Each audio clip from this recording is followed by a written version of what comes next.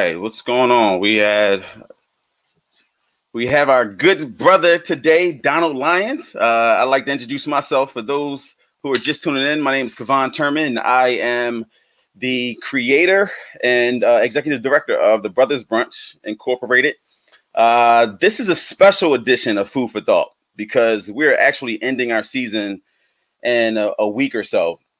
And we have a special guest who I've talked to before. His name is Brother Donald Lyons. And without further ado, I'm going to have him introduce himself because today's segment, we're going to be talking about retirement plans. Brother? Yeah, so my name is Don Lyons. I am a wealth strategist / financial planner. I've been in the financial services for about 18 years. I've spent time with JP Morgan Private Bank, Fidelity Investments, TIAA. And I've always spent the majority of my career within wealth management and financial services. Okay. A little bit about myself. You want me to? Yeah, go for it. Why don't you talk? So no, a little bit about myself. I'm born and raised in Philadelphia. Went to Temple University undergraduate, Penn State for my MBA. So that's just who I am professionally. Personally, I'm married with three children, all boys, so I can't miss. And for those that don't know, Kevin and I go back. I want to say either middle school or high school. I don't know. We went to Northeast together. Okay, so high school. Wait, what middle school did you go to? Wilson. Okay, yeah. Wow, we go back. Yeah, all right. All right, so it's been a while then. Wait a minute. Yeah, I went to Wilson.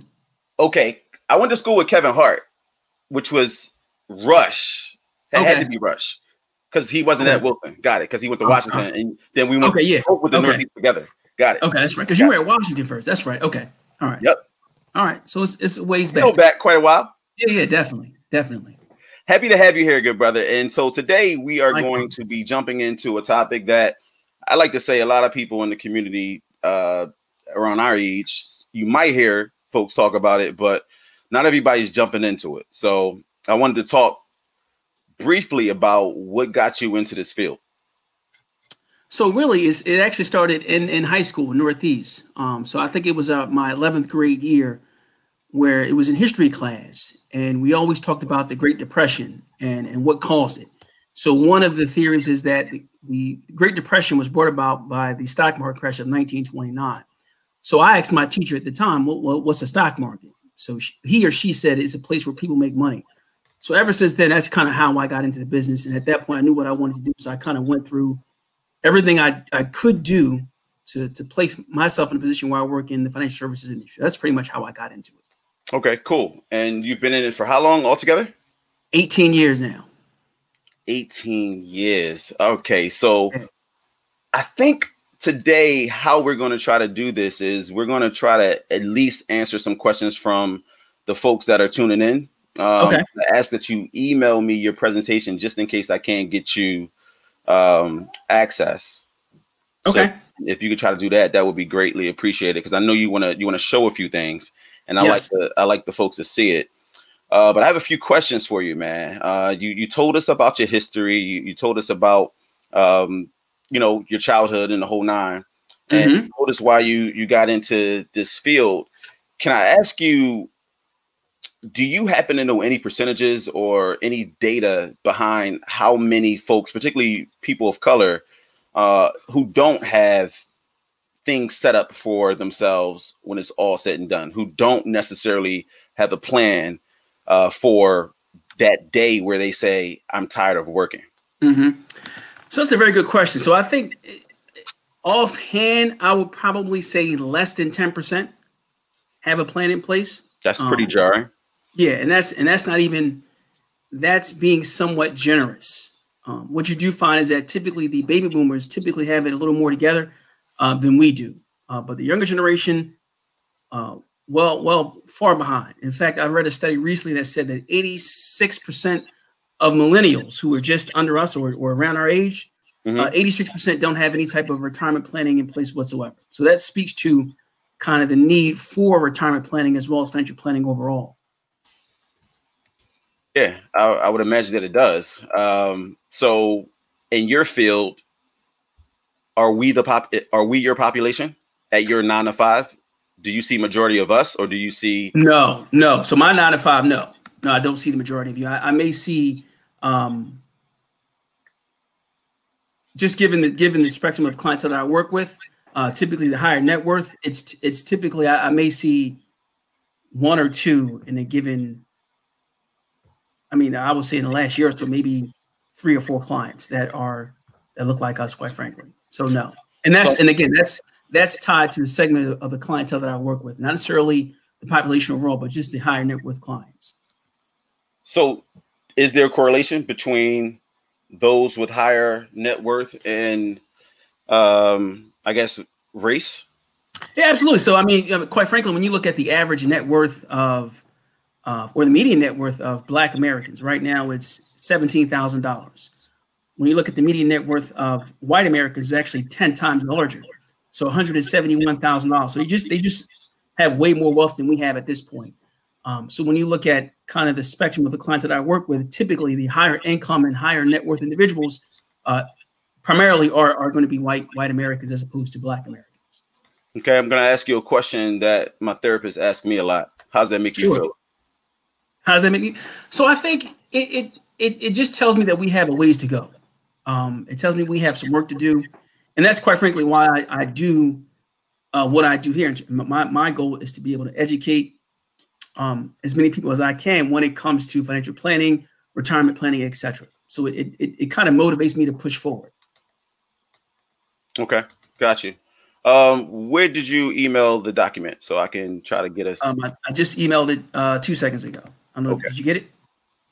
I'm going to check it out in a few seconds.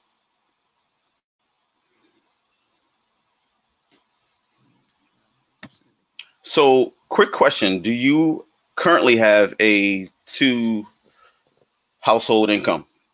Yes. Yep. So I am married. My wife works as well. What are your thoughts behind that?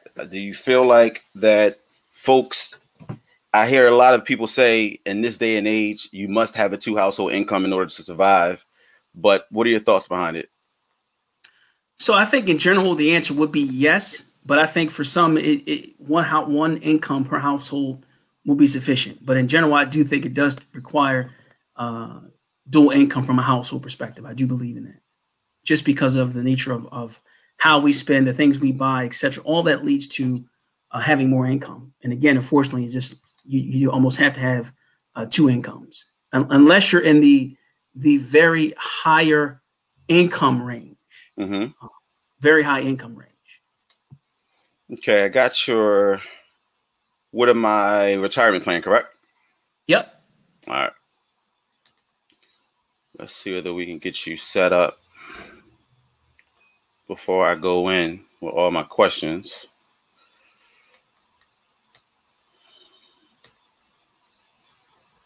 I mean, I can't share the screen if you wanted to. If you wanted me to, you can try to do that on this platform. Can you share it on your end? Honestly. Yeah. I can share. Okay. Let me see. Why don't we try to do that? Because I can share it on my end as well. I just downloaded it. Let's see if this actually might be easier so you can navigate. Now let me know does that work? Can you see that? Yeah, I got to add it to the screen. Hold on. Okay. All right, go for it. All right. So you see that retirement planning? Yep. Right. All right. So what we're going to cover today, we're going to cover a lot. I'm going to try to get through as much as I can. So we're going to talk about financial planning, the 5 risks of retirement, how much do I need to retire? We'll talk about Social Security, retirement, employee retirement plans, Roth IRAs, traditional IRAs, annuities, and if we have time, Medicare. So before I kind of get into anything or I talk about any type of financial planning topic, I always start out with a broad definition of what financial planning and wealth management is overall, which is simply a process that's used to evaluate where you are today, where you'd like to be long-term, and then how you get there. So again, it's where you are today, where you want to be long-term, and then how you get there from a financial standpoint. Now, when we look at financial planning, there are actually 6 distinct areas of financial planning. There is net worth and cash flow management. There is insurance and risk management, retirement planning, investment management, tax management, and estate planning. So retirement planning is just one element of overall financial planning and wealth management. Because what sense does it make if we discuss a successful way to plan out retirement right? And I say you should say 4 or 5% per year increase, et cetera, yet we fail to address the fact that you don't have proper life insurance coverage.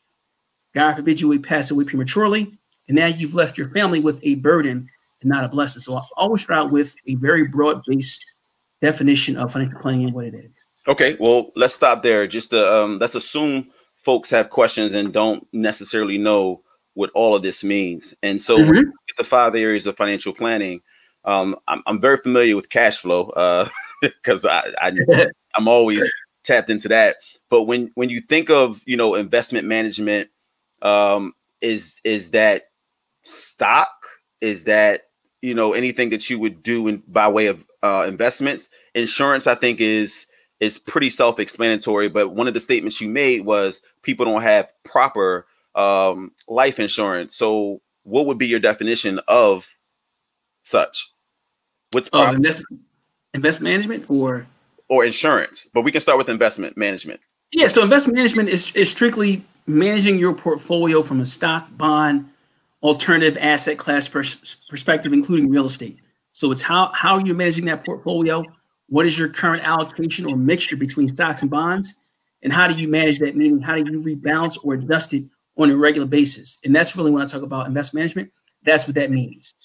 Insurance is really just making sure you have adequate coverage from an insurance standpoint. Now, whether or not it makes sense to buy term or whole life, that's a separate conversation. But at the very least, you want to have something in place from an insurance perspective, assuming there's a need for it. Right. And I don't want to jump the gun with insurance, but one of the things, and you can certainly table this, one of the things I really want our audience to tap into is whether or not you should just get enough to cover the funeral expenses and possibly paying off a few bills, or should this be an opportunity to really change the lives of those for whom you love? No. So insurance should not just be looked at as a way to simply pay for final expenses. You want to leave an inheritance that will not only change and pay for those expenses, but also change that person's lifestyle, right? Okay. It's one thing to go through a death-like experience and go through the grief and the emotional trauma. It's another thing to go through it entirely without having the resources to be able to pay for things. So making sure you have more than enough is what I recommend for anybody because it's a tax-free benefit. Okay, I appreciate that. So Tanita chimed in and said, I am a one household income. How can I make that work for me? Thoughts? Yeah, so in terms of making it work for you, the first place you want to start out with is your cash flow. In other words, looking at your income, how much you're bringing in versus your expenses. And then if you're in a position where you are deficit spending, in other words, your expenses exceed your income, that's where you want to take steps to reduce that. Now, if you're in a position where you're surplusing, right, you have more income than you have in expenses, then you want to start placing yourself in a position where you're saving those dollars, whether it's through building up an emergency fund because you said your single household income, or putting money into your retirement plan. So in order to have an emergency fund, one could argue that you need to have disposable income, but in order to have disposable income, your debt to income has to be lowered. So the amount of debt that you have relative to what you're bringing in should be lower. Not necessarily your debt, more so your expenses. Your expenses. Your expenses relative to your income should be lower. And that's really where a lot of us struggle, quite frankly, is we spend more than we have. And that's why we're in positions where we are deficit spending, where we are negative. We have negative cash flow, essentially. Gotcha. Go for it. All right. So let's talk about retirement, right? Now, there are 5 risks when it comes to retirement. The biggest risk is going to be healthcare cost. Studies show that in retirement, you could spend, or a couple in particular, could spend upwards of $300,000 in medical expenses. So healthcare costs is one of the biggest risks when it comes to retirement planning. The other is longevity. So I hear a lot of people say, listen, I want to retire at either 62, 65, or 66, whatever the case may be. And it's one thing to make it to retirement. It's another entirely to make it through retirement, right? So once you're retired at age 62 or 65, you very well could live another 25 or 30 years, right? So you don't want to put yourself in a position where you outlive your assets. So longevity is always a critical factor when it comes to retirement planning. Then we also have inflation, right? Which basically erodes away purchasing power. I think back to when I was younger, on the way home from school, I would stop at the corner store. Right. And every day I would get a hug, and I think for folks in NY, they call it quarter water. Yeah. A honey bun, right? And a bag of chips. And that's $1 back in the day. Right, it was $1. Right. Now you look at a candy bar nowadays, a honey bun, it's almost $2. Right. So that speaks to inflation, which will continue going forward. There's no way to get around inflation. We've always had it. So that becomes a risk in retirement. Another risk in retirement is withdrawal rates. So once you retire and you start withdrawing from your assets, typically a healthy withdrawal rate is anywhere between 3, 4, perhaps even 5% of your portfolio. But what happens is if you start to exceed that threshold where you're withdrawing way more than 4 to 5%, you run the risk of exhausting your assets in retirement. The other is really just your asset allocation, making sure that the mixture of stocks to bonds is appropriate for you for the long term. Conventional wisdom says that as you approach retirement, you should become more conservative. That's true to an extent, but the problem is you very well could live another 20, 30 years in retirement. So it's always a case-by-case basis, but the asset allocation is also critical. Are folks retiring later due to not making the right financial decisions on the front end? Do you find that? Yep. So it's a case where either you haven't necessarily planned appropriately. So what happens is I've seen a lot of people enter retirement and then come back out of retirement either because they don't have enough money or, quite frankly, they lose their sense of purpose. And that's also a big issue, is the psychological aspect of being retired, not getting up, going to work every day, not fulfilling almost a sense of purpose, almost similar to kind of what we experienced going through this recent pandemic, where most of us are in the house 24/7. We kind of become, we go haywire at some point. And that's almost similar to what some people experience in retirement. But a lot of people will retire later or retire at all because they don't have the resources in place to be able to sustain themselves. Okay, one more question before you move on. Sure. Talk briefly about withdrawal versus taking a loan out against your assets. So if you take a loan out for your retirement, right, which is not something you want to do, it's not going to work long term. It depends on your assets, quite frankly. So if you have a substantial asset where you can take a loan and leverage it. So for example, let's assume you have a home equity line of credit against your house, right? And I've seen this done where you borrow $100,000 at, say, 3% interest, but you invest the difference and you may earn 5 or 6%. It makes sense in that case. But if you're in a position where you have very little in the way of assets, then taking out a loan is not really going to help you. So withdrawing is simply borrowing or just drawing down from your portfolio over time, essentially, right? So if you have $100,000 in retirement assets, a 4% withdrawal rate means you're going to take out $4,000 per year, essentially. Sure. I guess I misinterpreted it. I think so. For me, I guess the immediate thing came. The immediate thing that came to mind was, and I missed that part where you said the percentage of withdrawal, but many of us have, our portfolios, and some people actually withdraw from their retirement like altogether versus taking a loan out against it. So if something were to come up and, or you needed to make a payment of some sort, you might take 10,000. Okay. So you're talking about what you're referring to is borrowing now, essentially. Borrowing now. Absolutely. Okay. But you're borrowing from yourself, essentially. Yeah. So I'm going to touch that later on. Go for it. I'll touch it later on. I have that in place here. Yep, definitely. So we'll talk about how much you need to retire. Now, this is a formula I kind of put together just to kind of give people some context in terms of how much they actually need. One of the questions I get often is, how much do I need to retire? I need $1 million to retire, $4 or $5 million to retire.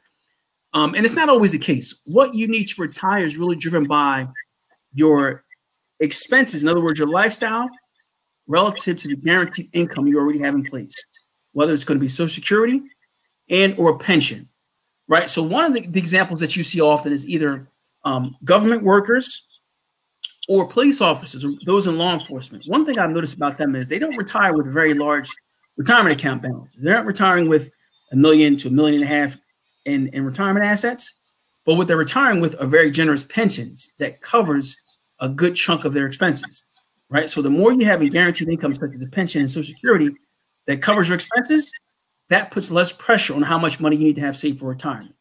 Does that make sense? It makes sense. I don't see any questions from our viewers, but I guess the first thing that comes to mind is Social Security and pension and what that looks like for our kids or even our generation. Yeah, definitely. So I'm going to talk about that shortly. Okay. But here's a simple formula I put together for people to use if you're close to retirement. Let's assume that if you look here, your Social Security income is $30,000 per year. Your expenses is $50,000, right? That means you have a deficit of $20,000 per year that you need to make up for. Now, what I simply did was, remember I talked about withdrawal rates earlier. I said if you withdraw 3 to 4 to 5% from your portfolio long term, you're in good shape. So what I'm simply doing is taking the $20,000 annual deficit and dividing it by 4%, which is the withdrawal rate. That means that you would have to have at least $500,000 saved up for retirement. Now, if that deficit is $10,000, then this number is $250,000. So it's a case-by-case basis as to how much money you need to have saved for retirement. Got it. Let's talk about. Oh, go ahead. You were going to say something? No, the GIVE formula. If you just go back, I just want to make sure we have them down. Yeah, guaranteed income versus your expenses. Versus your expenses. Got it. Yep. Good deal. So let's talk about Social Security. Now, Social Security is actually America's largest retirement plan. Everyone pays into it. We pay into through the FICA tax, or what you see on your paycheck sometimes as the OSDI. Mm-hmm. So we each pay 7.6% of our money into Social Security. Our employer matches that. So each week, every time we're paid, 15.3% goes into it. 6% goes to Social Security. 1.45% goes to Medicare.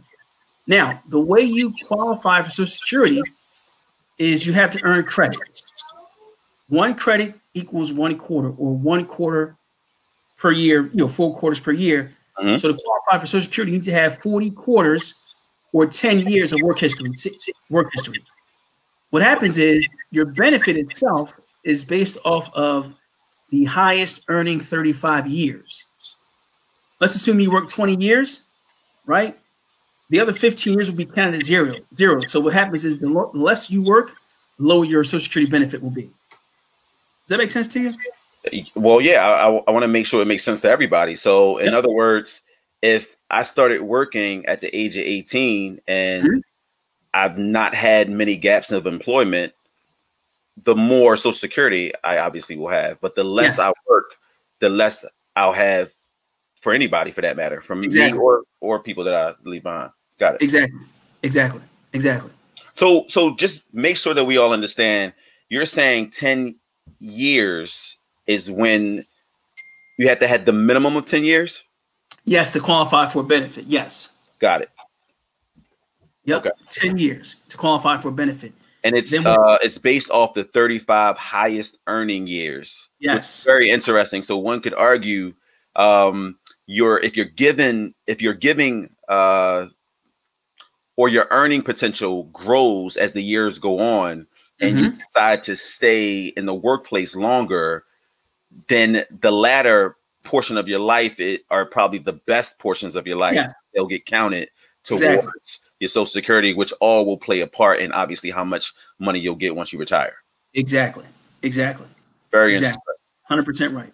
And that's really how it works. So you're encouraged to work longer because presumably, to your point, later on in life, your earnings will be much higher than they were in the beginning years of your working career.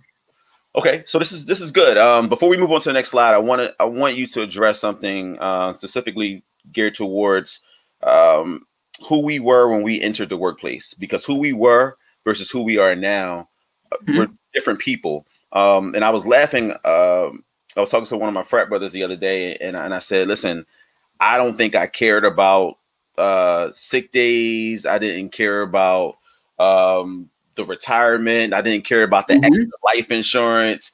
I just wanted to know what my salary was going to be." Yes. So given the fact that a lot of people had that mentality, like, what are you paying me? Like the here and now versus the delayed gratification. What are some of the things, and if you're going to touch on this, great. What are some of the things that when you're sitting down signing all those papers that you think, just name one that you think people don't really take as seriously as they should? It's going to be retirement. I think a lot of us do just want to come out and start working right away and start making some money. But retirement is critical. People will miss that.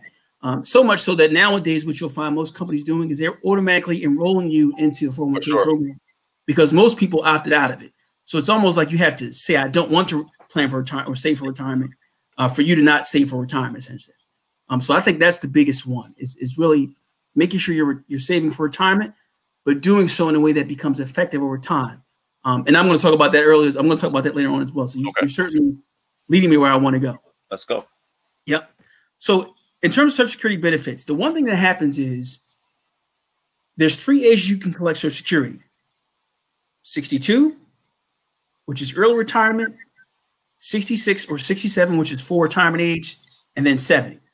If you collect at 62, your benefit will be reduced by as much as 20 to 30% depending upon your age. If you wait until you're 66 or 67, it's 100% of your benefit. But if you delay it past or to age 70, each year you delay it, your benefit increases 8% per year, pretty much guaranteed, for a grand total of 32%.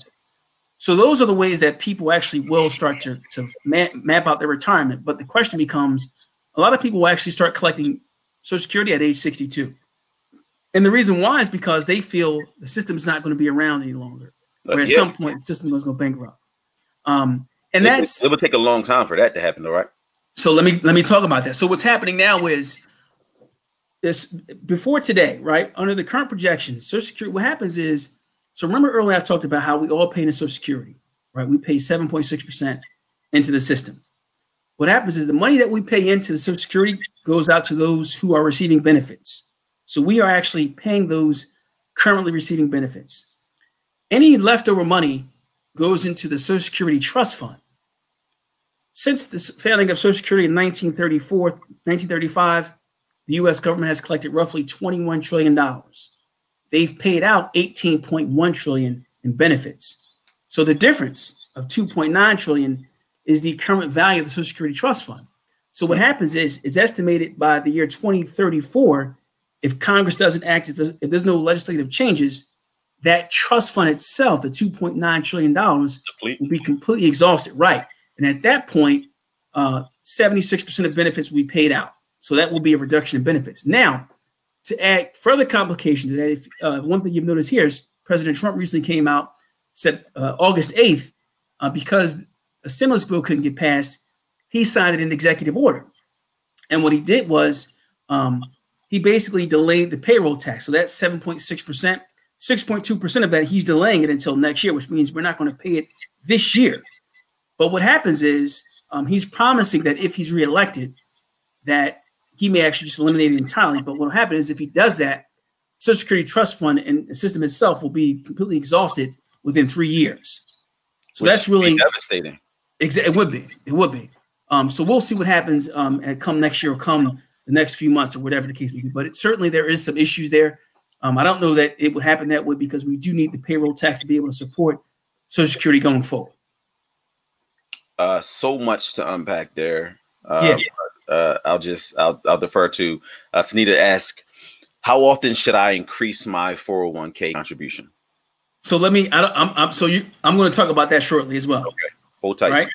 Yep. So I'll address that.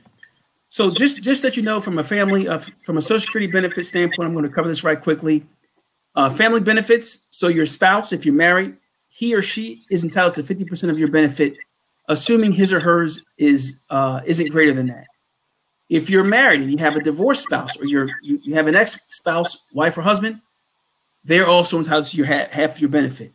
I talked about this once before, and a young lady got upset with me. She's like, "What? That's no good." Yes, doesn't affect your benefit, but they are entitled to half of your benefit if you're married 10 years or more.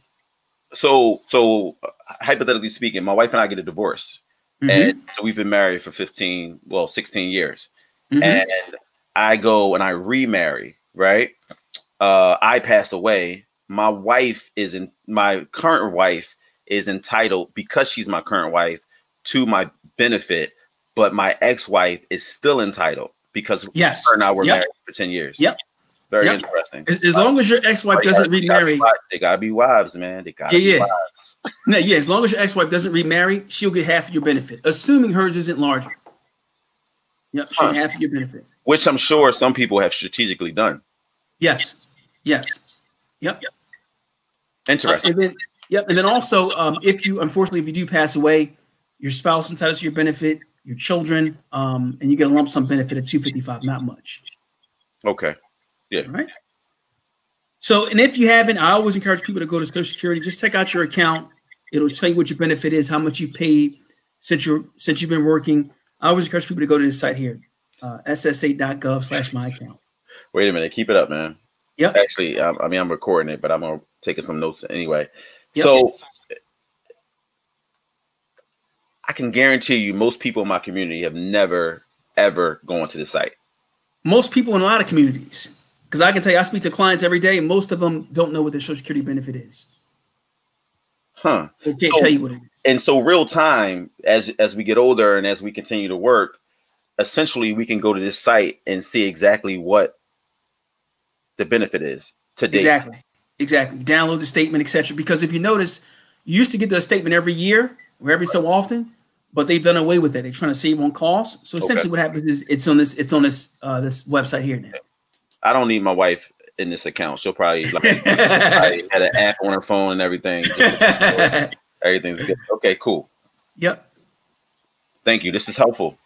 Excellent. So let's talk about retirement planning or retirement plans. So if you have a 401k, 403b, 457, TSP, etc., and really the only difference between these, 401k is for a for-profit organization, a for-profit company. 403b is specific to a nonprofit, hospitals, universities, etc. By definition, a 403b is actually an annuity. It's defined as a tax-sheltered annuity. 457 plan, those are for government workers, TSP, federal government, and they all have Roth options. Yep. So now what happens is, you were saying something?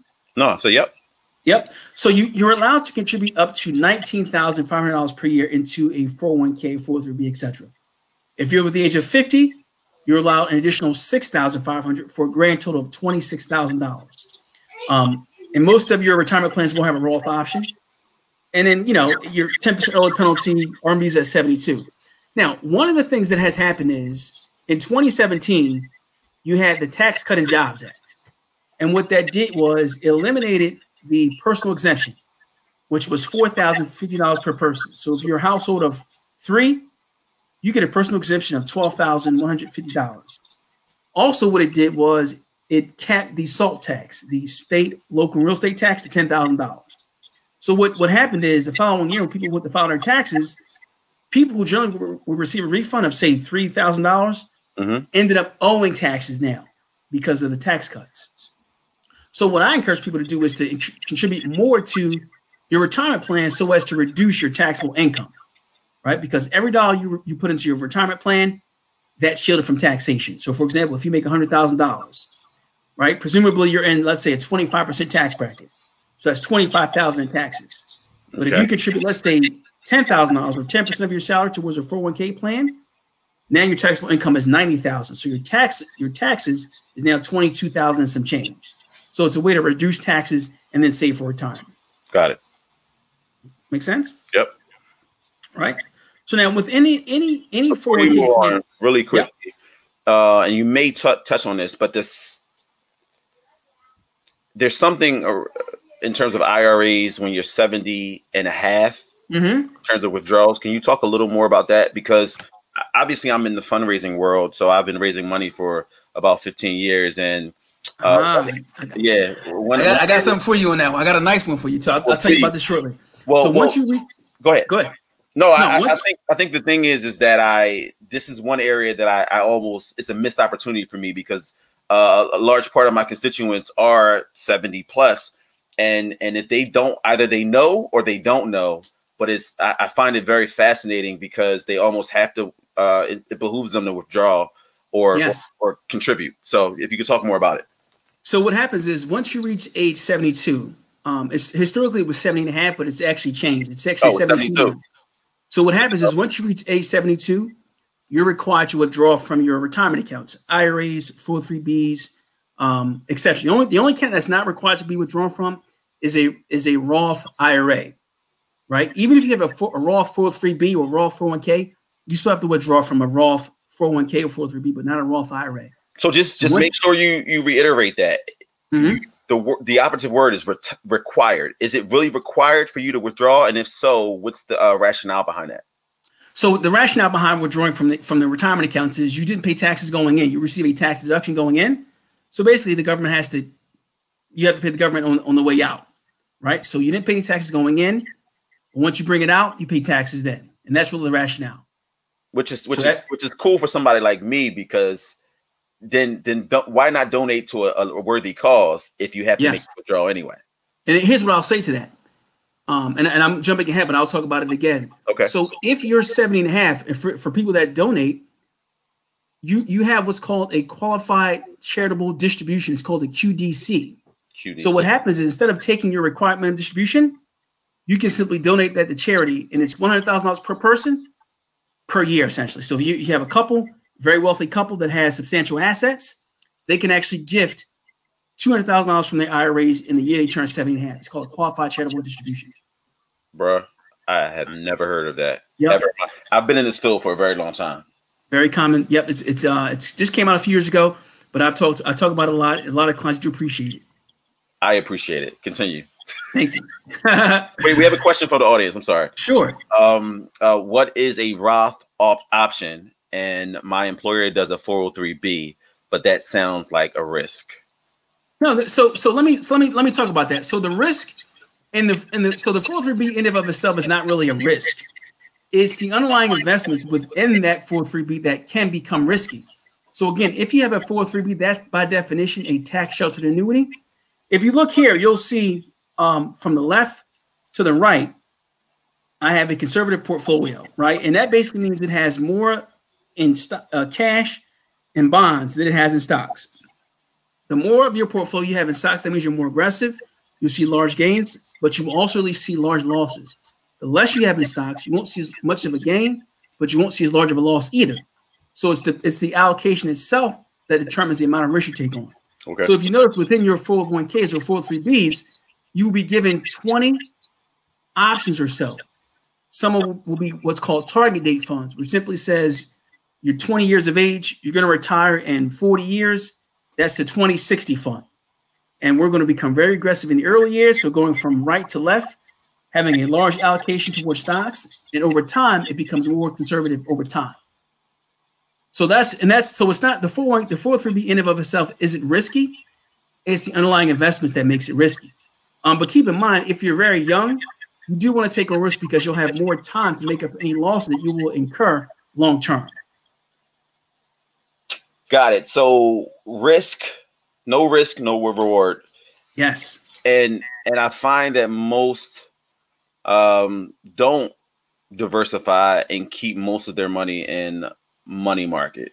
And there's an upside and a downside to that, depending on. Yeah, if you're young, your retirement money should not be in the money market at all. I don't, because you're giving up too much in the way of earnings. Recall earlier I talked about inflation risk, right? Yep. So right now we have inflation that runs at 2.25% per year. If you're in the money market and you're earning, let's say, if you're fortunate to even earn 1%, that's all you on get. an inflation adjusted basis, you're still losing money because inflation's at 2.2. You're earning 1, which means you're leaving money on the table. Exactly, you're losing money basically. Yeah, it's funny, Don, man. Like, it's not funny. I think about all the things I wish people would have told us going into the workforce. Right. Graduating from college, we're just excited about getting jobs. But I wish one would have said, one, this is your first job, and while it's just McDonald's or while it's just Foot Locker, this is when it all starts. Your earning potential, like really breaking it down so that as a young person, I can understand. So we're gonna take a break real quick. It's just gonna be a couple minutes.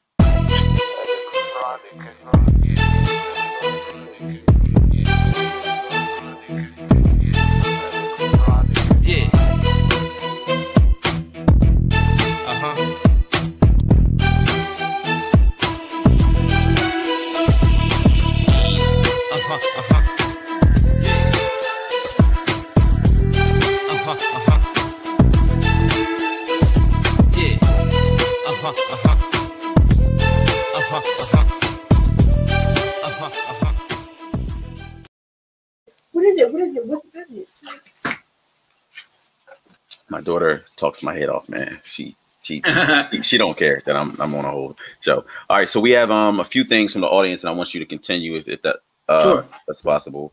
So one from Douglas Cars is, if you're planning on retiring soon, is it wise to continue to allow my 457 to be at high risk, or should I change to stable during this economic climate? So again, assume people don't know any of it. Can you define 457? Yeah, so a 457 plan is typically reserved for a government employee, typically local government. It could be a civil service employee, you're a social worker, police officer, etc.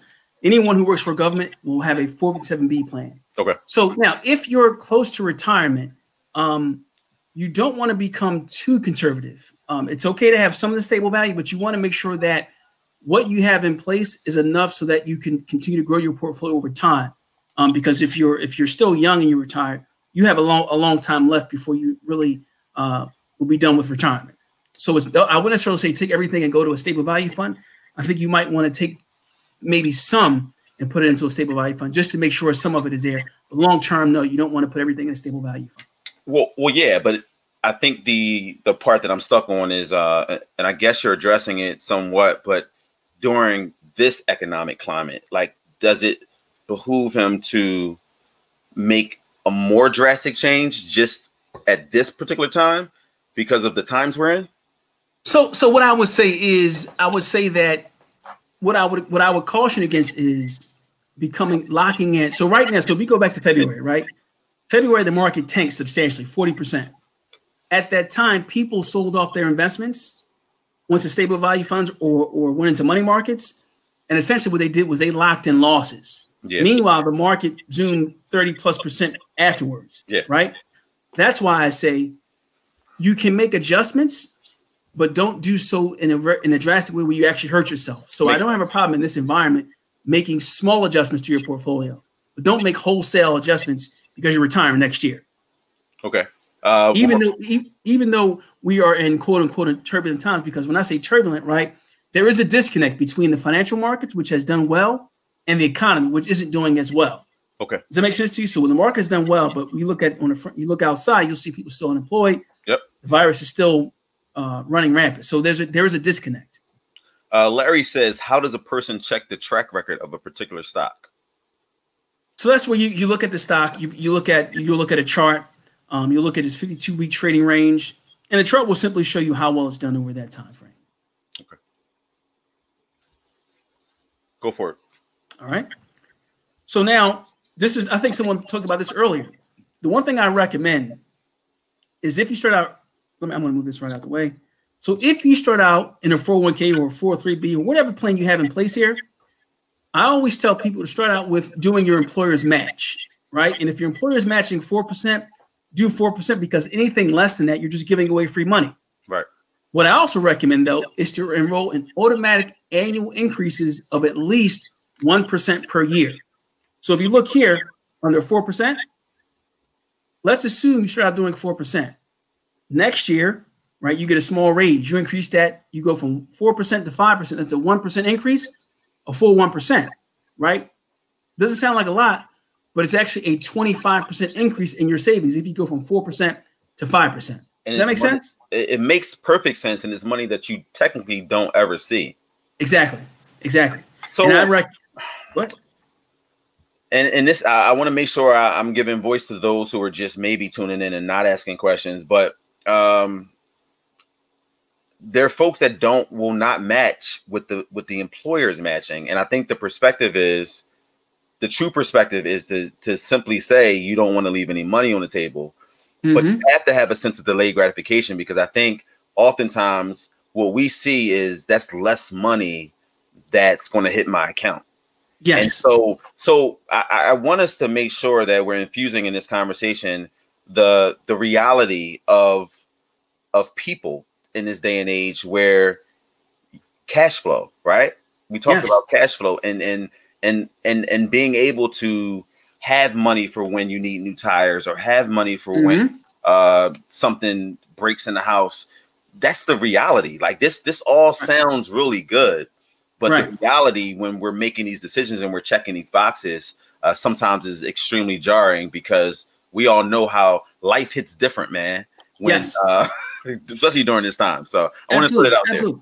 Absolutely. And this is why I say, even if you start out at say 3%, right? Let's be very honest here. If I said, hey, listen, how much did you spend on coffee this week? Right? Or how much did you spend just randomly buying things you can't even account for? So you're gonna hit us with that? Yeah. Like literally, because I'm think about how much we spend things on frivolous things that we can't even account for. For sure. Right. And if we add it all up. Listen, I raise money, man. I'm constantly reminding people that you have it, but you have it for what you want to have it for. Exactly. Yeah. It's just a matter of discipline and really forcing yourself to save. That's why I said start at 3%, right? Go from 3%.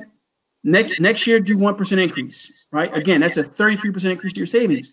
So it's a small amount. You're starting small. And as you progress, you're increasing more, but it doesn't hurt you as much. It doesn't seem like as much of a shock because you're used to saving. Is there a such thing as financial trauma? Absolutely. And Absolutely. I mean, I think oftentimes we're having these conversations.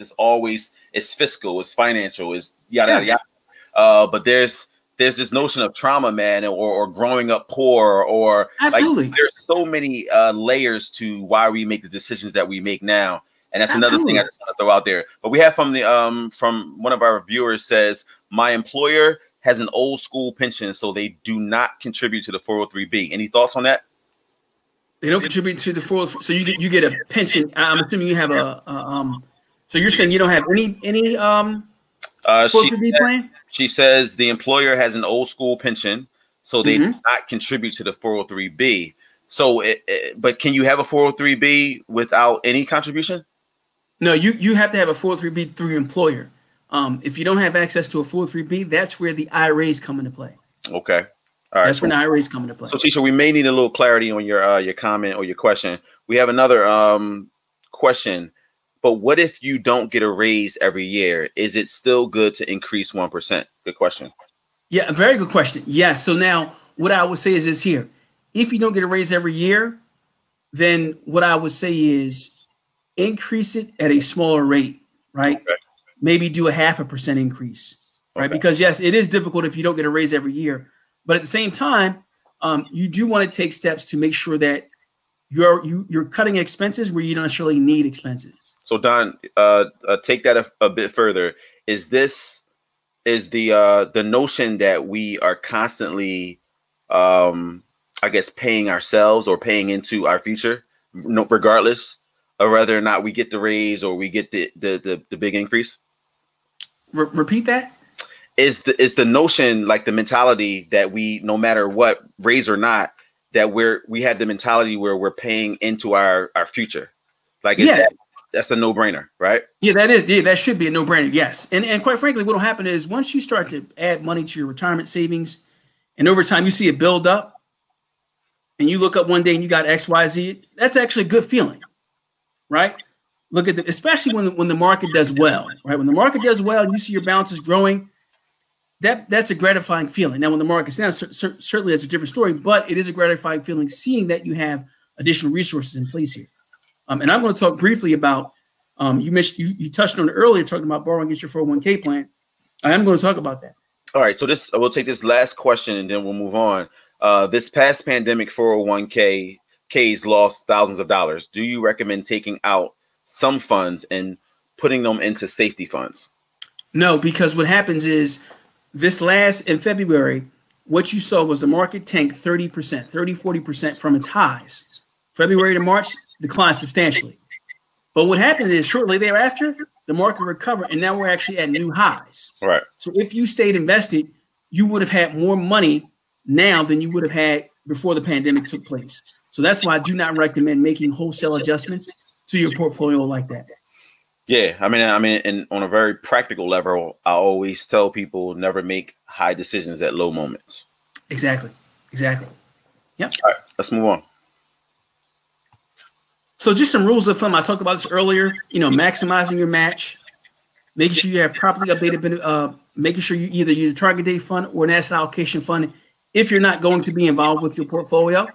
And then before I talked about this before, beneficiary updates are critical. I shared a story before with you where I had a client, husband and wife. They were married 25 plus years. We met once.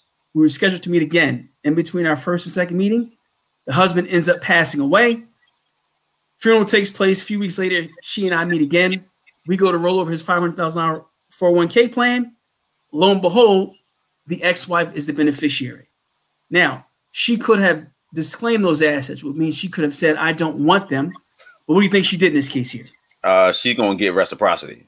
She took those assets, and the wife had no legal recourse because the beneficiary designation is a legal contract. That's why I always tell people update those as often as there is a change in your situation. I've seen married couples have either a brother, a sibling, or a parent listed as a beneficiary. And it's a simple mistake that becomes costly long-term. Absolutely. Yeah, I have a show on the 9th where we're going to talk about divorce and estate planning. We're going to really dig deep on that, particularly with regards to your kids and parental rights and things like that. People have insurance policies, but believe it or not, don't have wills. So this is a point of clarification on, point of clarification on this question first. My employer provides access. Is this okay that we are engaging with folks, or I know you need to get through your session. So are you good with the question? Yeah, I'm fine. Okay. Yeah, my employer provides access to 403B, but they do not contribute to it because the pension is employer contribution only. Okay. So is she asking, should we still contribute to the 403B? Is that her question? I'm not sure if that's a question, but basically she's saying that it's just an old school pension. Okay. Yeah, that's not a bad thing, having an old school pension. You want to layer that on with maybe contributing to your 403B. Okay. And I would suggest, starting out 3-4% with automatic annual increases every year, 1%, if you're in that position. Okay. Tanita says, my previous job, I have a pension. My current job, I have a 403B, but they don't contribute to the 403B. Sounds similar. Am I screwed on the 403B? No, because you still can use it as a vehicle to save for yourself. Now, it would help if you were giving a match, but in this case, they don't. Still contribute to the 403B because it benefits you more than anyone else. Got it. Okay, let's go. All right. So here's if you have old 401ks, 403Bs, you have 4 options. You can roll it over to your current employer. There's benefits there. You can keep it where it is. Roll it over to your new employer, cash it out, which is ill-advisable because of taxes, or you can simply roll it over to an IRA. And if you do that, obviously there's more options, more control, etc. But there's pros and cons to each one. If you have an old 403B, 401k, etc., you want to make sure that you're making effective use of that. Thank you. Okay. So let's talk about traditional versus a Roth IRA. Now, they both allow you to contribute up to $6,000 per year. If you're over the age of 50, you're allowed an additional $1,000 for a grand total of $7,000. Now, the main difference between a traditional versus a Roth IRA is one is tax now, the other is tax later. So with a traditional IRA, the money goes in on a pre-tax basis. In other words, you receive a tax deduction. That money grows tax deferred, and then once you withdraw later on, you pay the taxes then. With a Roth IRA, you pay the taxes now. So the money goes in after taxes, the money grows tax-free, and with a Roth IRA, that money is never taxed again. So it's tax now versus tax later. Now, keep in mind, if you do withdraw from a traditional IRA prior to 59.5, that's an early 10% penalty. Same applies for a Roth IRA. The only distinction with a Roth IRA, it's 10% of the earnings. And then you also have, with a traditional IRA, the required minimum distributions at age 72, where with a Roth IRA, no RMDs are required minimum distributions.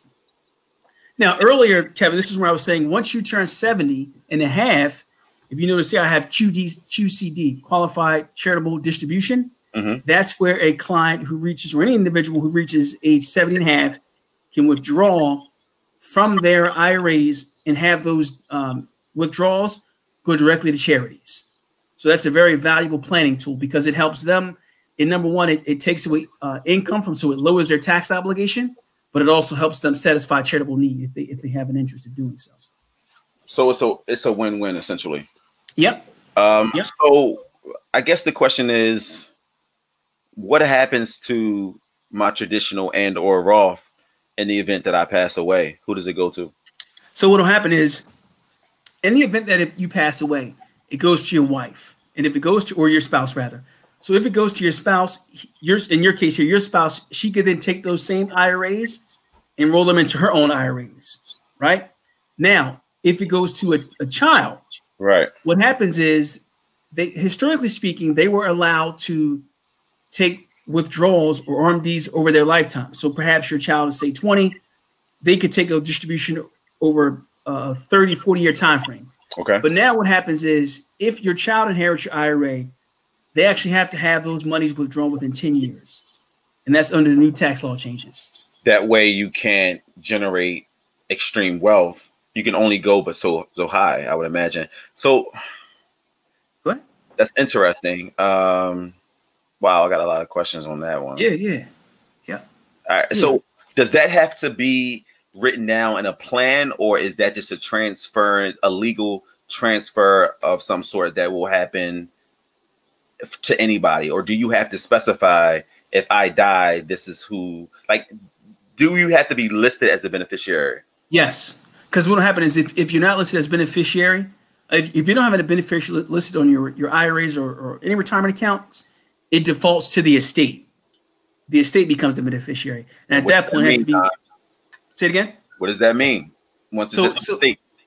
So what that means is, it goes to your. So once you pass away, everything you own becomes part of your estate, which now becomes probatable. Someone has to be appointed administrator, etc. It's a legal proceeding, essentially, or a legal process that comes into play. And the estate is the full value of everything you own at the time of your death.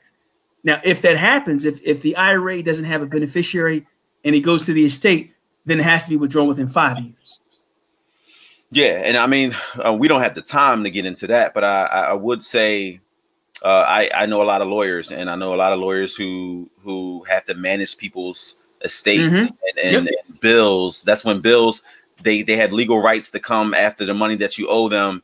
And so I think I just want to stop here for a moment, because I think this is one of those inflection points where we all need to realize the importance of listing beneficiaries and the importance of planning, so that all of which we worked for, whatever we want to do with that money, legally, we're able for that money to be dispersed versus it going to the estate. And I'm not sure I don't think it's a total bad thing that it goes to the estate.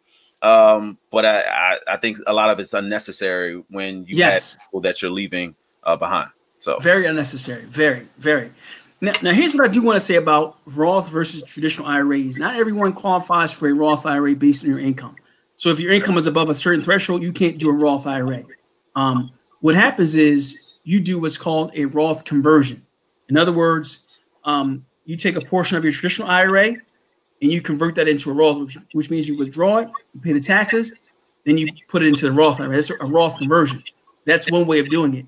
The other way, if you don't qualify for a Roth, is what's known as a backdoor Roth, which means you take an IRA, you contribute to it, but you can't receive a deduction because your income is too high. That's a non-deductible IRA.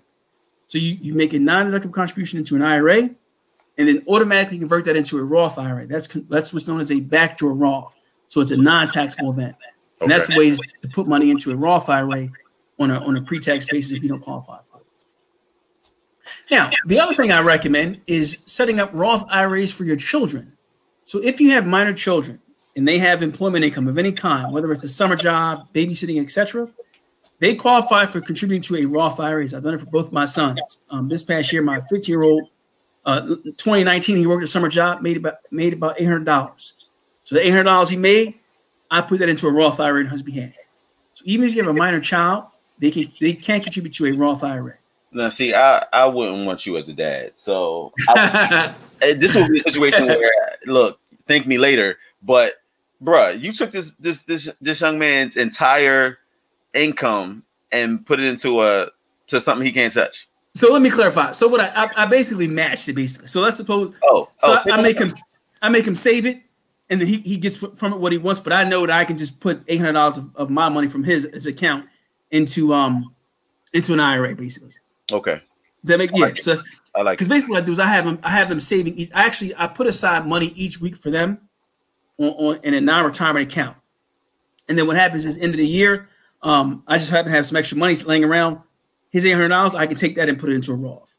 Okay. Yep. Fair enough. And he understands the process. Yes. Okay. Yep. He understands it. Yep. He understands it. So now let's talk about small business retirement plans. Let's assume either you're a small business owner, you have your own, you're a lawyer with you're a solo practitioner, or quite frankly, you have a side business, right? Maybe you work a full-time job, but on the side, you're either a photographer or you sell real estate on the side. If you're in that position, you have self-employment retirement plans. So you have the SEP IRA, the self-employed 401k, and then the simple IRA. SEP IRA and self-employed 401k are very similar in the sense that they both allow you to contribute up to $57,000 per year or 25% of your compensation, whichever is less. The distinction with a SEP IRA is that it's much more easy to manage and much more flexible. With a self-employed 401k, there's rules you have to follow with a self-employed 401k, but you're guaranteed to have a deduction with a self-employed 401k plan. And the simple IRA can be used as well. So those are some self-employed 401k plans, or I'm sorry, some small business owner retirement plans for those who either have are self-employed or have a side business. So I talked earlier about legislative changes, right? So here's what I talked about last when we were talking about some tax law changes. So you had the Secure Act. That was back in 2019, I'm sorry. Basically, what that did was eliminated the age to contribute to a retirement account or a traditional IRA. It was 70 and a half, now it's been eliminated. It also increased the RMD age, which historically was 70 and a half, now it's 72. And then eliminate the stretch IRA. That's what I talked about earlier when I said, if you have an IRA, you inherit it, you could take the withdrawals over your lifetime. In this case here, it has to be taken out within 10 years. Now, because of the coronavirus, you have what's known as the CARES Act. Mm-hmm. So if you're 72 or 70 and a half this year, your RMDs are eliminated. Now, in terms of being able to borrow from your funds, historically speaking, you could only borrow up to 50% of your vested balance or $50,000. Now, you can borrow $100,000 from your retirement plan or 100% of the vested balance, whichever is less. If you have an outstanding loan. Is it retirement minimum distribution? What is the R? The RMDs. So once you reach 72, that's required to withdraw from your IRAs. That's been eliminated for this year only if you're at that age. But it stands for required minimum distribution. That's correct. All right. That's correct.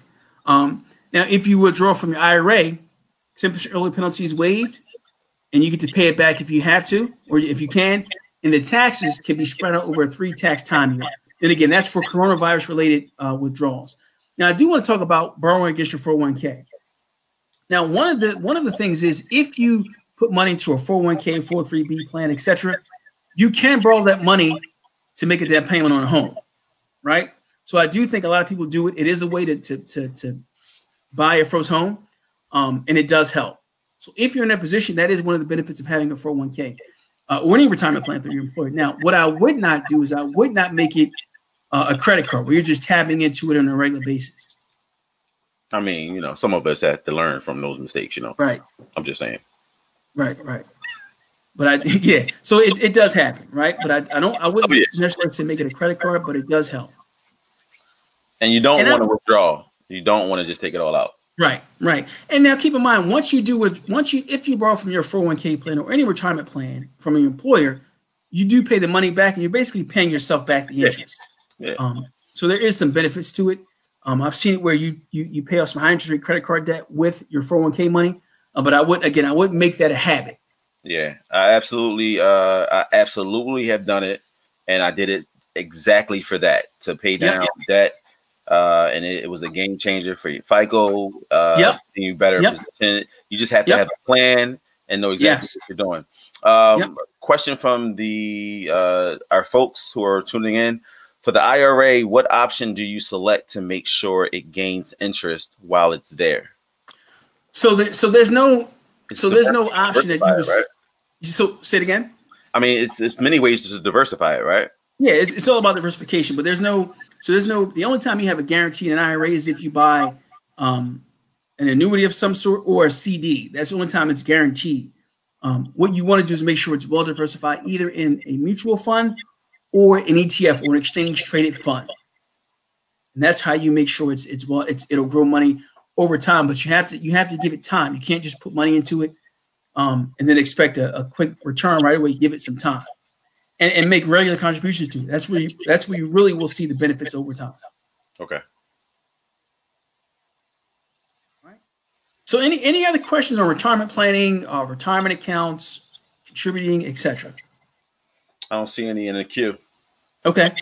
So I do want to talk about annuities briefly because they've come up a lot, quite frankly. An annuity is simply, and again, if you have a 403B, that by definition is an annuity. Right. An annuity is simply a contract by an insurance company where they will insure income or provide income at some point in the future with tax-deferred growth. And when you look at annuities, look at them in two phases. There is the income phase, then there is the growth phase. The income phase can be segmented into two portions. First is deferred, which means the income will start at some point in the future, meaning it's deferred. That's where you'll hear the term deferred annuities. Mm-hmm. The income phase can also be immediate, which means the income will start right away, typically within a year or so. So again, it's the income phase, then you have the growth phase. So the growth phase can also be segmented between a fixed growth rate, which means it's a fixed guaranteed rate of return, might grow at 3% per year. No risk to you. The growth phase can also be variable, which means it's a variable annuity, which means the rate of return will vary based on the underlying investments within that annuity. So you take on the risk. Then you have the hybrid option. That's basically a combination of the two. So you'll have what you call equity index annuities, essentially. Mm-hmm. And what they do is they will tie it to an index like the S&P 500. They will say, well, you can't lose your money. And if the market goes up based on the S&P 500, you'll get maybe 80% of that return. It's called a participation rate or a cap rate. And that's how they work. And that's so I talk about this because I see a lot of people buying annuities. And you do have to be very careful when you buy an annuity because they do come with very high expenses and fees. And not that they do work for some, but not everyone. So it's no one size fits all approach when it comes to annuities. Got it. And then so basically you have your withdrawal rates, and then you have your annuitization. So if you withdraw from an annuity, you're simply just taking your principal over time. When you annuitize, that means you're giving up the principal itself in exchange for a guaranteed monthly income. In other words, you're creating a pension. And that pension can be either single life, which means if you pass away within 5 years, it's gone. But you can add on a guaranteed period to it, 5, 10, 20 years, where you can make it a joint survivorship annuity. And that happens a lot with pensions. I can't say I know much about that, but it sounds pretty sexy. So that's why I said you have to be careful because what happens is you give up your principal. So let's assume you have $100,000, right? You put it into annuity and you automatically annuitize it. Well, you give up the $100,000, but you get maybe monthly income, and that monthly income could be, $500 or $600 for either the rest of your life or your spouse's life. That's why I say you have to be very careful with it, because it can make sense. In some cases, it might not make sense to buy it. Depends on your need. Quick question in regards to pension. How many times does it roll over? So if I pass away, it goes to, based on my beneficiaries, it would go to my wife and my kids. When does it stop? So if you have a pension, right, and you've listed your wife and children as beneficiaries, so if it's a pension in the sense that it's a monthly income, right, a guaranteed monthly income, if you designate your wife as beneficiary, once you pass away, it goes to her. Then once she passes away, it stops. If you have your children listed as well, it goes to them. And once they pass away, it stops. Okay. So that's why some people add in a guaranteed period, 5, 10, 20-year guarantee, or they'll do what's called a joint and survivor pension or annuity, where basically it's for both of my life and my wife's life. And does my wife, I passed away, she gets my pension, does she also benefit from hers as well? Yes. If she has a pension of her own, yes. Which could be the game changer of whether she retires or not. Absolutely. And I actually had a recent case where when you do have a pension, and this happened recently, I had a client who he had a pension. It was a nice, attractive pension, I think it was about $4,000 per month. So it was a nice, attractive pension. The problem was it was single life. He passed away. His wife doesn't get any of that. Wait, how's that work? Is it something he did? Yeah. So if you have a pension, you will be given an option. It'll say, do you want this for your life only, which is straight life or single life? Do you want to add on a guaranteed period, or do you want this to be a joint and survivorship pension? Sure. Right. So if you said I want it straight life, you're going to get the highest benefit. It's going to be like if it's a $4,000 pension, straight life might be $4,000 a month, right? But it's only for your life. If you said I want a joint and survivor pension, then it might be $3,500 because it's going to continue on for both your life as well as your wife or your spouse's life. Right. So in this case, he said single life. He passed away. That $4,000 is gone, which means his wife doesn't benefit from any of it. Okay. Yep. So now if you were to buy an annuity, you do have to be very careful. The only benefit to an annuity is either tax-deferred growth of the portfolio itself or guaranteed income at some point in the future. Some of the drawbacks of it is that it can be very high in the way of expenses and surrender charges. So if you put money into an annuity, let's assume you want to take it all out next year. Well, the surrender charge may say, well, if you take the money out next year, 20%? You're going to pay 10%. 10%. And it will gradually decline. It'll go from 10%, 9, 8, 7, all the way down for 10 years. I've seen some as high as 15% surrenders going for 15 years. So you do have to be very careful. And typically what you'll find is that annuities, depending upon which one you select, they will actually have very high expenses. I've seen some as high as 3 or 4%. That's pretty much it. Do we have any seniors here? Because if not, I could talk about Medicare. If not, what I will say is my mom probably will watch this when we run it back. And okay. So I'd like to just run through it. Okay. Yeah. So Medicare is basically health insurance for retirees ages 65 and older.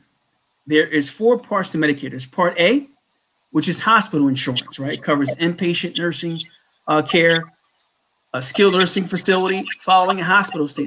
It does not cover long-term care, not long-term care. People make that they get that misconstrued. Medicare Part A does not cover long-term care. Then you have Part B, which is basically medical insurance, so doctor's visits, outpatient services, medical equipment, etc. Part C, which is Medicare Advantage, it's similar to a PPO, or an HMO. So it covers Parts A and Part B. Then you have Part D, which is prescription drug.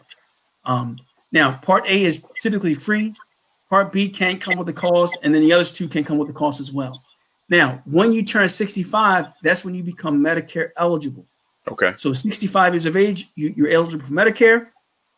If you're already collecting Social Security at 65, you're automatically enrolled in Medicare, right? Mm-hmm. Now, outside of that, your initial enrollment is a 7-month window, and that's 3 months before, 3 months after, and 3 months, including the month you turn 65. So if you're in that range, you have a 7-month window to be able to enroll Medicare. Then you have what's called open enrollment. That's actually every year, January 1st to the 31st of every year. Okay, so stop for a minute. Yeah. So if you are 65 and you missed the window, what does that mean? So if you miss the window, the only time it doesn't become a problem is if you're currently employed and you have access to a medical plan through your employer, group medical coverage. Right. So now if you miss the open enrollment at 65, initial enrollment, then you may be penalized. You could be penalized for it. Are there services in place, and this may go outside of the realm of you being able to answer it, are there services in place for our seniors who may not be as financially literate and plugged into the who, what, where, and why as it pertains to what to do once they retire? For Medicare in particular, or just retirement in general? I would say retirement in general, like what to do, like what services are available, without having to read all of or be well versed. Yeah. So if someone needs help, by all means, I do this for a reason so that I can help people. So if you need someone needs help, by all means, I can help them. I can help them kind of map out what's appropriate for them in terms of making the appropriate decisions. You don't have to know everything about retirement. You should need to know enough to know what you need to do, essentially. Mm-hmm. Yeah.